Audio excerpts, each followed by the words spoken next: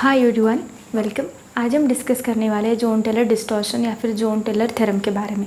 सबसे पहले मैं वीडियो स्टार्ट करूँ तो थोड़ा सा समझ लेते हैं कि जॉन टेलर डिस्टॉर्शन क्या होता है। तो देखो, ऑक्टाहेड्रल कॉम्प्लेक्सेस की अगर मैं बात करूँ तो अगर जॉन टेलर डिस्टॉर्शन या फिर सर्टन इलेक्ट्रॉनिक रीअरेंजमेंट अगर पॉसिबल होती है तो उस केसेस में डिस्टॉर्शन होता है, मतलब ज्योमेट्री के अंदर चेंजेस आ जाते हैं।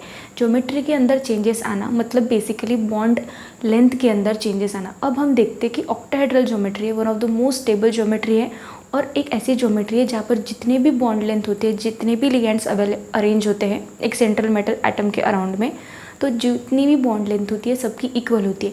बट जब कभी भी अगर ऑक्टाहेड्रल कॉम्प्लेक्सेस में जॉन टेलर डिस्टॉर्शन मतलब एक सर्टन इलेक्ट्रॉनिक रीअरेंजमेंट, अगर ऑक्टाहेड्रल कॉम्प्लेक्सेस की बात करें स्प्लिटिंग पैटर्न की, तो T2G ऑर्बिटल नीचे होता है और EG ऑर्बिटल ऊपर होता है। T2G ऑर्बिटल इसलिए नीचे होता है क्योंकि जो सेट होता है T2G ऑर्बिटल और EG ऑर्बिटल में, तो T2G ऑर्बिटल के जो ऑर्बिटल्स होते हैं वो नॉन एक्सियल होते हैं और ऑक्टाहेड्रल कॉम्प्लेक्सेस में लिगैंड्स का अप्रोच जो होता है वो एक्सियल होता है। एक्सियल होने की वजह से जो ऑर्बिटल्स एक्सियली अवेलेबल होते हैं और लिगैंड्स के पास में जो इलेक्ट्रॉन्स अवेलेबल होते हैं उनमें रिपल्शन होता है, इसलिए T2G non axial lower level और EG axial at higher level, इनके बीच की जो स्प्लिटिंग होती है वो डेल्टा ऑक्टाहेड्रल गैप होती है, ये हम सभी को पता है।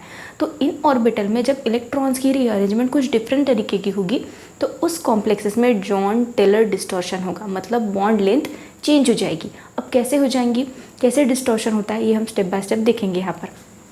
सो चलिए वीडियो को स्टार्ट करते हैं। सबसे पहले हम वीडियो को स्टार्ट करें उससे पहले मैं आपको ऑक्टाहेड्रल ज्योमेट्री का स्ट्रक्चर थोड़ा सा बताना चाहूँगी। ये मेटल एटम होता है और इसके सराउंडिंग में जितने भी लिगेंड्स होंगे उन सभी की बॉन्ड लेंथ जो होगी वो इक्वल होगी। बट जब भी कभी भी इलेक्ट्रॉनिक रीअरेंजमेंट, जैसे कि अगर हम बात करें ऑक्टाहेड्रल कॉम्प्लेक्सेस की, तो T2G नीचे और EG ऊपर, यहाँ पर जो इलेक्ट्रॉनिक रीअरेंजमेंट होती है वो डिफरेंट आ जाएगी। मतलब T2G अगर सिमेट्रिकली असिमेट्रिकली या फिर EG सिमेट्रिकली असिमेट्रिकली इलेक्ट्रॉन्स की कंडीशन में अगर अलग अलग तरीके से यहाँ पर फिलिंग होती है तो उस सिचुएशन में जॉन टेलर डिस्टॉर्शन थ्योरम या फिर जॉन टेलर डिस्टॉर्शन यहाँ पर अप्लाई होगा।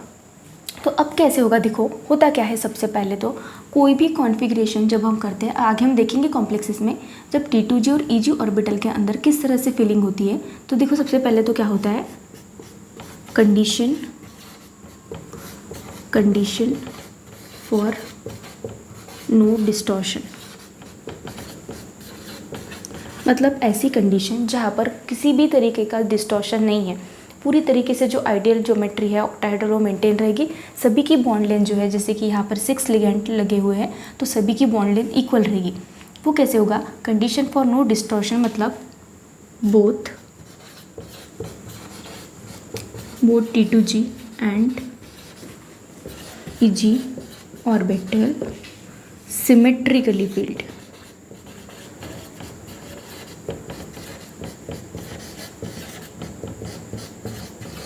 ये जो T2G और EG ऑर्बिटल है अगर कंप्लीटली सिमेट्रिकली फील्ड होता है तो उस सिचुएशन में हम कहते हैं कि कंडीशन फॉर नो डिस्टॉर्शन, पूरी तरीके से ज्योमेट्री सिमिलर आएंगी इलेक्ट्रॉनिक्स रीअरेंजमेंट के बाद भी। नेक्स्ट स्टेप होता है condition for weak Jahn Teller distortion. मतलब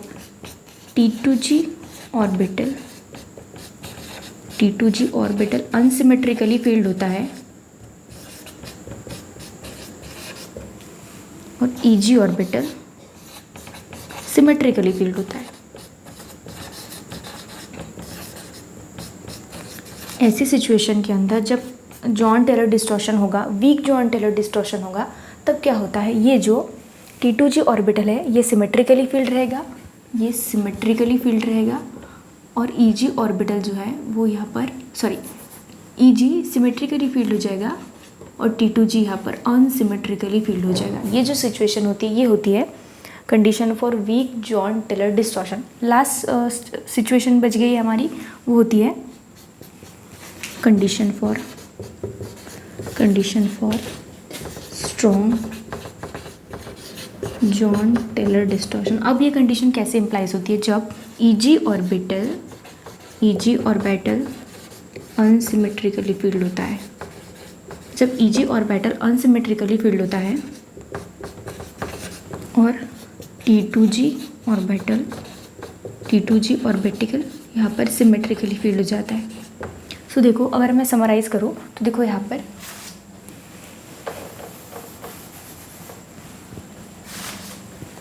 जो Eg ऑर्बिटल है वो यहाँ पर अनसिमेट्रिकली फील्ड रहेगा और T2g ऑर्बिटल रहेगा सिमेट्रिकली फील्ड। इस तरह की रीअरेंजमेंट जब पॉसिबल होगी तब वहाँ पर अप्लाई होगा जॉन टेलर डिस्टॉर्शन। मतलब ये जो बॉन्ड लेंथ रहेंगी जो इक्वल है ऑक्टाहेड्रल कॉम्प्लेक्सेस के अंदर, या ऑक्टाहेड्रल कॉम्प्लेक्सेस के अंदर ये बॉन्ड लेंथ इक्वल नहीं रहेंगी। यहाँ पर बॉन्ड लेंथ के अंदर कुछ चेंजेस आ जाएंगे, कुछ बॉन्ड यहाँ पर बड़े हो जाएंगे, लॉन्गर हो जाएंगे, और कुछ बॉन्ड्स यहाँ पर शॉर्टर हो जाएंगे। ये इलेक्ट्रॉनिकली रीअरेंजमेंट जब पॉसिबल होगी। कैसे? कंडीशन फॉर नो डिस्टॉर्शन, दोनों ही ऑर्बिटल पूरी तरीके से सिमेट्रिकली फील्ड होंगे। वीक डिस्टॉर्शन में यहाँ पर T2g अनसिमेट्रिकल रहेगा और Eg सिमेट्रिकल रहेगा। और जहाँ पर स्ट्रॉन्ग जॉन टेलर डिस्टॉर्शन होगा वहाँ पर आपको Eg ऑर्बिटल कंसिडर करना है, ये अनसिमेट्रिकली फील्ड होगा और T2g यहाँ पर सिमेट्रिकली फील्ड होगा। अब ये कैसे अप्लाई होता है ये हमें यहाँ पर कॉम्प्लेक्सेस में देखना है। तो स्टार्ट करते हैं सबसे फर्स्ट कॉम्प्लेक्सेस से।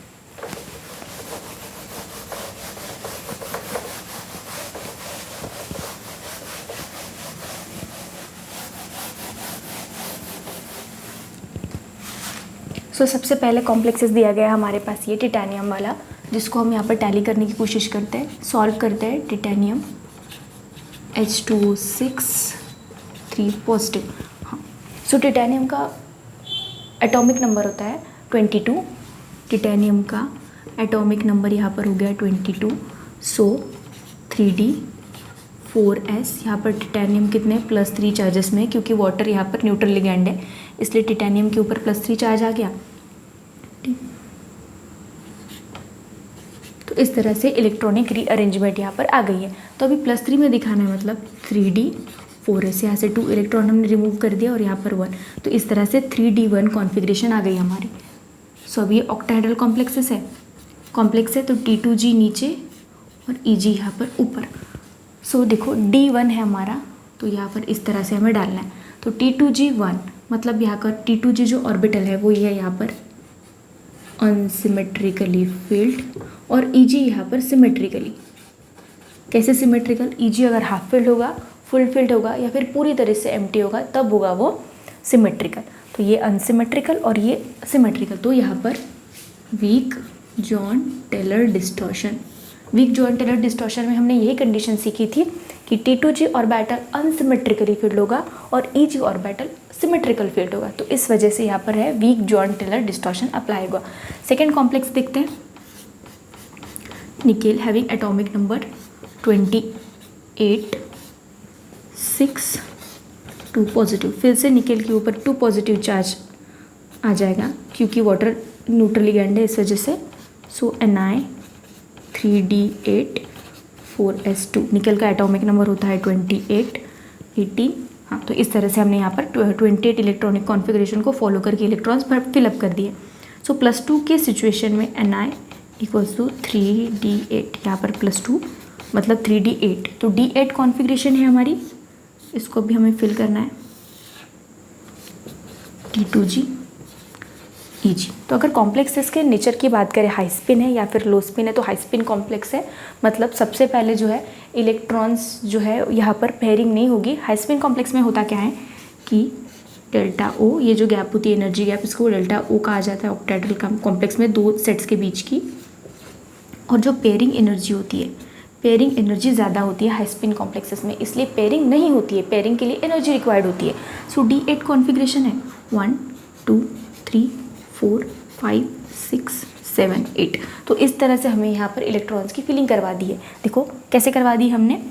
D8 कॉन्फ़िगरेशन था हमारा, हाई स्पिन कॉम्प्लेक्स से, पेयरिंग एनर्जी ज़्यादा, पेयरिंग नहीं होगी, इसलिए नीचे का ऑर्बिटल पहले फिल होगा और बाद में ऊपर का फिल होगा। इस तरह से 8 इलेक्ट्रॉन्स हमने यहाँ पर फिल करवा दिए। तो देखो T2g ऑर्बिटल भी पूरी तरह से फील्ड है, मतलब ये सिमेट्रिकली फील्ड है और ये भी ऊपर वाला भी सिमेट्रिकली फील्ड है। तो यहाँ पर क्या हो जाएगा, no Jahn Teller distortion, perfect octahedral structure, किसी भी बॉन्ड लेंथ के अंदर कोई भी चेंजेस नहीं आएंगे इस वाले कॉम्प्लेक्सेस के केसेस में। नेक्स्ट कॉम्प्लेक्स की बात करते हैं जो कि क्रोमियम का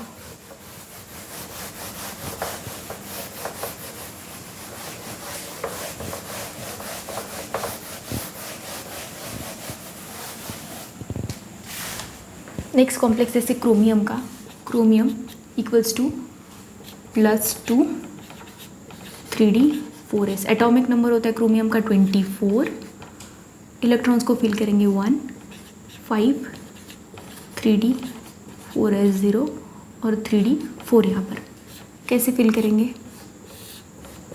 T2g Ag। Cr2 plus week ligand है, मतलब हाई स्पिन कॉम्प्लेक्स है, हाई स्पिन है, तो यहाँ पर कितने हमें फिल करने हैं 1 2 3 4। तो Eg ऑर्बिटल अनसिमेट्रिकली फिल्ड है और T2g सिमेट्रिकल है, मतलब यहाँ पर स्ट्रॉन्ग जॉन टेलर डिस्टॉर्शन। यही सीखा था हमने जब वीडियो स्टार्ट करी थी, जब मैंने आपको सिखाया था कि जब भी स्ट्रॉन्ग जॉन टेलर डिस्टॉर्शन होगा, Eg ऑर्बिटल अनसिमेट्रिकली फील्ड होगा, Eg ऑर्बिटल को कंसीडर करना है। यहाँ पर Eg ऑर्बिटल अनसिमेट्रिकल फील्ड है, तो यहाँ पर strong Jahn Teller distortion. Last complexes बचा है हमारा Fe+2। आयरन का electronic configuration atomic number 26 3d6 4s2 3d6 +2 oxidation state में एंड 4s 0। तो d6 ऐसे करके T2g Eg high spin complex है, अगेन +2 चार्ज है आयरन के ऊपर और यहाँ पर ये वीक लिगैंड है, तो यहाँ पर हाई स्पिन कॉम्प्लेक्स है 1 2 3 4 5 6। तो देखो यहाँ पर कैसे Eg ऑर्बिटल सिमेट्रिकली फील्ड है और यहाँ पर T2g अनसिमेट्रिकल फील्ड है, तो यहाँ पर वीक जॉन टेलर डिस्टॉर्शन। तो इसलिए यहाँ पर वीक जॉन टेलर डिस्टॉर्शन, यहाँ पर वीक जॉन टेलर डिस्टॉर्शन आ जाएगा। तो इस तरह से सभी कॉम्प्लेक्सेस के अंदर हमने चेक कर लिया है कि जॉन टेलर डिस्टॉर्शन अप्लीकेबल होता है या फिर नहीं होता है। तो नेक्स्ट वाली वीडियो में हम देखेंगे tetragonal elongation and tetragonal compression के बारे में, जहाँ पर हम सीखेंगे कि कौन सा स्ट्रक्चर जेड इन या फिर जेड आउट, कौन सी स्टेबल या फिर कौन सी स्ट्रक्चर ज़्यादा स्टेबल होती है। आज की वीडियो आपको इन्फॉर्मेटिव लगी होगी। Thank you so much for watching.